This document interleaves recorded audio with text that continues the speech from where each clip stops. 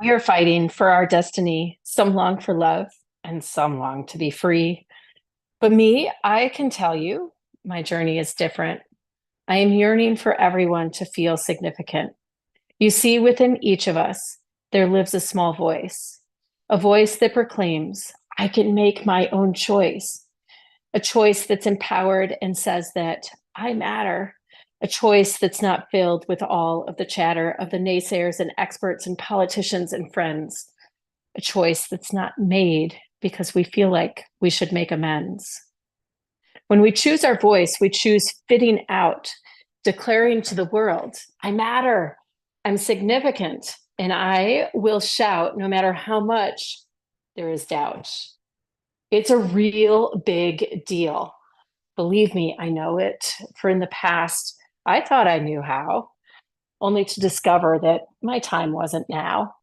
So trust me when I tell you, I know when we use our voice, we're laying it all on the line, positioning your heart against all of the times that you failed and were taken out at the knees, scraping by, embarrassed, maybe reduced to nothing. I know your risk, and I'm here to tell you it's worth it. Go ahead, hedge all your bets that you are enough. I know you can stick with it no matter how tough. And when the pressure rises, because it most certainly will, I know there will also be a chorus of voices resounding, and there will be no thrill. So let me share my secret and answer some of your questions. Like, how do we trust ourselves enough to stay on track and believe in ourselves, even if we get knocked back? And how do we muster the courage to go against the grain and face all the times that ended in pain? My answer is simple, one employed since the beginning, but of course, diluted and diminished by the politics of women. Know your heart, know your truth, know what matters most. Remember, you are spirit, and keep this power close. For within you lives the legend of all the times before, when we were called to rise up and even the score.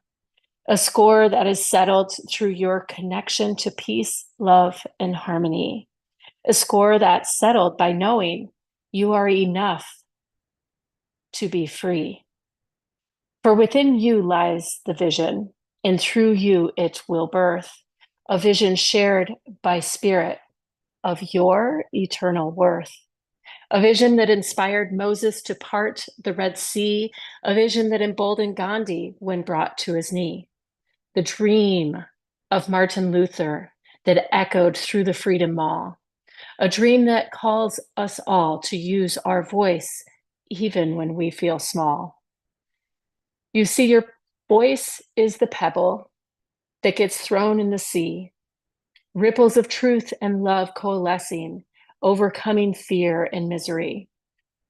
Yes, it's right there inside you. Your voice is rather significant. The key to using it is understanding you've diminished it. First, there was a time you believed you were too big and ended up feeling guilty because you made them all feel small. So you held your voice back and prioritized theirs. You held back your voice so that they could have it all. You felt strongly called to help others feel whole. But did you know deep inside you were sacrificing your soul? So next you learned control. Hold on tight to that which matters. Don't freely express your anger and your rage. Don't be emotional. You won't win the game. So by and by, you learned stay small and in control, sacrificing and in pain, but still playing the role, fitting in and coloring inside the lines, pretending you're significant while working overtime.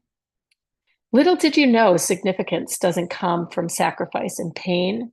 Significance is discovered when you're willing to say, I may not have faith in many things, but this I know to be true.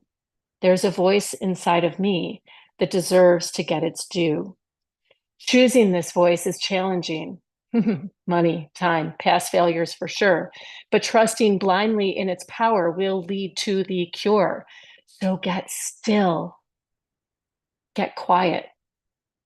Let the silence drown out the other voices.